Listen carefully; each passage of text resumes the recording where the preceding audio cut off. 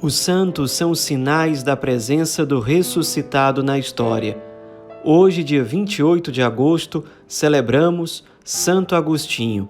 Nosso santo de hoje nasceu na cidade de Tagaste, onde hoje fica a Argélia, norte da África, no dia 13 de novembro de 354. Nasceu numa família católica, sua mãe era uma mulher muito santa, foi canonizada pela igreja, como nós vimos ontem, e ele, desde criança, não mostrava muito apego às coisas da religião. Ele, nesse sentido, seguia um pouco o caminho do seu pai, chamado Patrício, que era de origem pagã. Mesmo que seu pai tenha se convertido posteriormente, Santo Agostinho continuou na sua vida velha. Com 11 anos de idade, ele foi enviado para estudar em outra cidade, Madauro, que ficava perto de Tagaste, mas ali ele teve contato com outras práticas religiosas fora do cristianismo, com crenças pagãs, e aos poucos ele foi se deixando levar por isso. Teve uma juventude conturbada, muito apegada aos vícios, aos prazeres mundanos, muito afastado do cristianismo, o que fez com que sua mãe se preocupasse. Sua mãe rezava muito pela sua conversão, como nós vimos ontem. Com 17 anos de idade, o seu pai morre e ele decide ir para Cartago, passar um tempinho lá estudando. Ele se formou em retórica e depois acabou indo para Roma, na Itália. Era um grande professor de retórica, tinha uma grande facilidade para os estudos, para a vida intelectual, era realmente muito admirado pelas pessoas em geral, pela sua capacidade de argumentar, pelo seu poder persuasivo. Quando a sua mãe decide ir atrás dele, nessa época ele já tinha se envolvido com o maniqueísmo, uma filosofia completamente avessa ao cristianismo, que defende que não existe necessariamente uma primazia do bem sobre o mal, mas que em tudo que existe as duas coisas estão misturadas. O bem não é o princípio de tudo que existe, mas tudo que existe teriam dois princípios, um bom e um ruim. Eram ideias que eram completamente opostas ao cristianismo. Santo Agostinho, durante muito tempo, seguiu esse caminho existencial, mas quando a sua mãe chega na Itália para procurá-lo, ele já não está em Roma, está em Milão, e em Milão ele teve contato com o grande Santo Ambrósio, que era bispo de lá. E ele inicialmente foi atrás de Santo Ambrósio porque todos diziam que ele tinha uma capacidade retórica extraordinária. E como o Santo Agostinho era professor de retórica, ele teve essa curiosidade, foi conhecer o Santo Ambrósio, escutar os seus sermões e ficou muito impressionado. E aos poucos ele foi sendo tocado pela graça de Deus a cada pregação, a cada contato com o bispo, a cada conversa com pessoas cristãs, até que ele teve o momento crucial da sua conversão, que ele narra no livro das Confissões da seguinte forma: enquanto, chorando debaixo de uma figueira, debatia-me entre sentimentos e forças opostas, de súbito ouço uma voz que cantava e repetia muitas vezes: toma e lê, toma e lê. Agarrei o livro, que era a carta aos Romanos, e li para mim aquele capítulo que primeiro se apresentou aos meus olhos, e eram estas as palavras: caminhemos como de dia, nada de desonestidades, nem dissoluções, nada de contendas nem ciúmes, ao contrário, revesti-vos do Senhor Jesus Cristo, e não procureis satisfazer os desejos da carne. Não quis ler mais, nem era necessário, pois me penetrou no coração uma espécie de luz serena e todas as trevas de minhas dúvidas fugiram. Ou seja, pelo contato com esse trecho das Sagradas Escrituras, a conversão de Santo Agostinho aconteceu de forma efetiva. O coração dele já estava sendo preparado, especialmente pelo contato com as pregações de Santo Ambrósio, e naquele momento, lendo a palavra de Deus, a graça de Deus o tocou de forma extraordinária e, como ele diz, suas dúvidas fugiram, foram dissipadas. Ele se decidiu a seguir o caminho do Cristo. Nessa época ele já tinha 33 anos de idade já tinha um filho de um relacionamento que não era casamento. Ele conviveu com a mãe do seu filho, a Deodato, durante 13 anos, mas depois se separou dela, se envolveu com várias outras mulheres, e ele, ao decidir se batizar, ele convence o filho, leva o filho a fazer a mesma experiência com o sacramento. Então os dois são batizados. Um grande amigo de Santo Agostinho chamado Alípio também seguiu o mesmo caminho, também foi batizado. Sua mãe estava ali quando esse processo da conversão aconteceu, e Santo Agostinho passou a colocar como prioridade da sua vida aprofundar a vivência cristã a partir do batismo e ensinar os elementos da fé cristã para o seu filho Adeodato, que puxou a inteligência dele. Também tinha uma facilidade muito grande de aprender as coisas.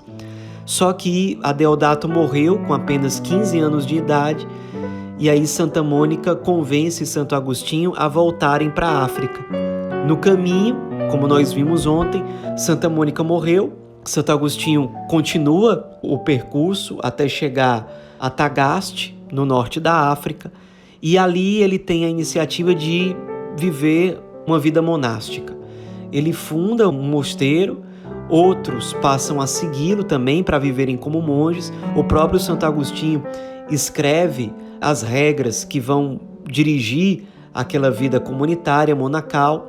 Só que o bispo de uma cidade perto dali, chamada Hipona, conhece os dotes, as qualidades de Santo Agostinho e o convence a se mudar para Hipona para ajudar o bispo daquele lugar no trabalho de evangelização, na solução de conflitos teológicos. Era uma época em que aquela região do norte da África era muito marcada por heresias, e Santo Agostinho, que tinha muita sabedoria, que também tinha muita capacidade de persuasão, seria muito útil, como de fato foi, ao bispo de Hipona para ajudá-lo nesse desafio pastoral, nesse desafio para a evangelização. Então ele se tornou uma espécie de braço direito do bispo de Hipona, ajudando no pastoreio daquela diocese.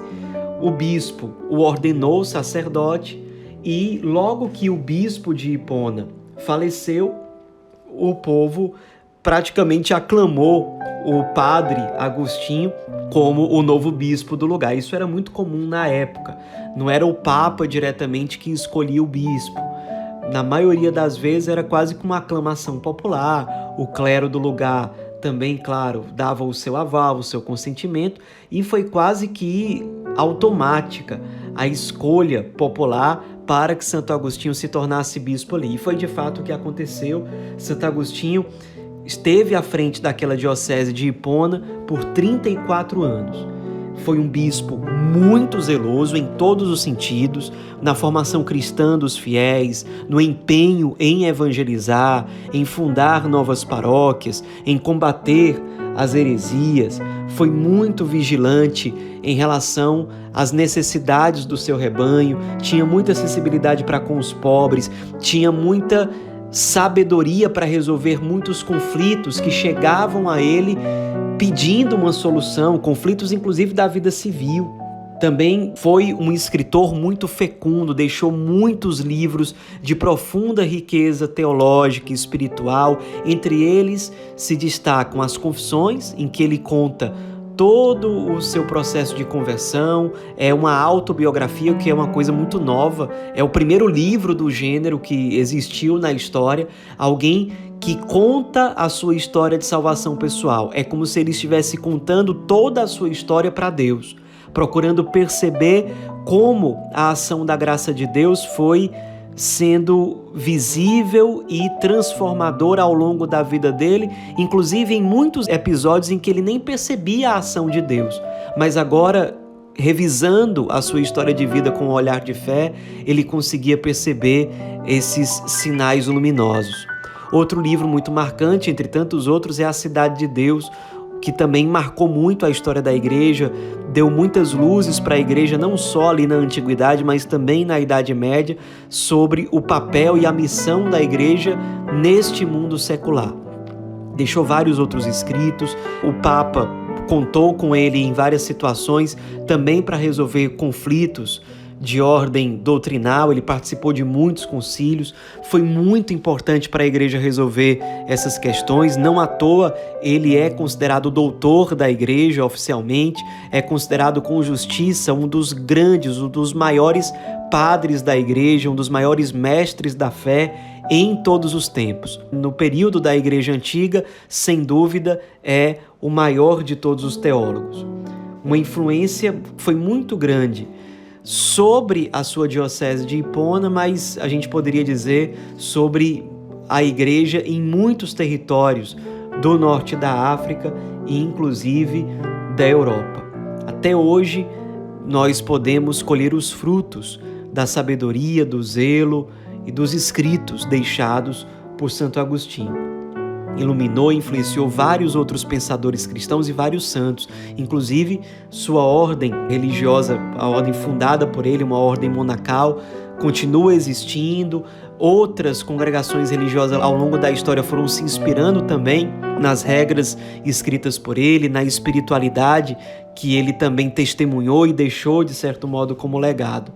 Morreu esse bispo, doutor da igreja, pastor zeloso, aos 28 de agosto do ano 430, já com 76 anos, enfrentando uma última grande provação, que foi a invasão de povos bárbaros ali na cidade de Hipona, onde ele era bispo. Foi o último grande sofrimento da vida dele, ver os bárbaros atacando a cidade e colocando sob risco a vivência da fé cristã sob vários aspectos. Certamente ele no céu pôde interceder para que aquela situação realmente fosse solucionada.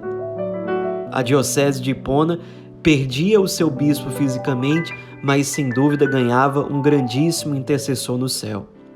Nos inspiremos na vida desse grande santo que marca tanto a história da igreja, que soube colocar a serviço a sua sabedoria, a sua inteligência, o seu zelo, a sua doação total de vida como pastor da igreja que ele foi. Santo Agostinho, rogai por nós.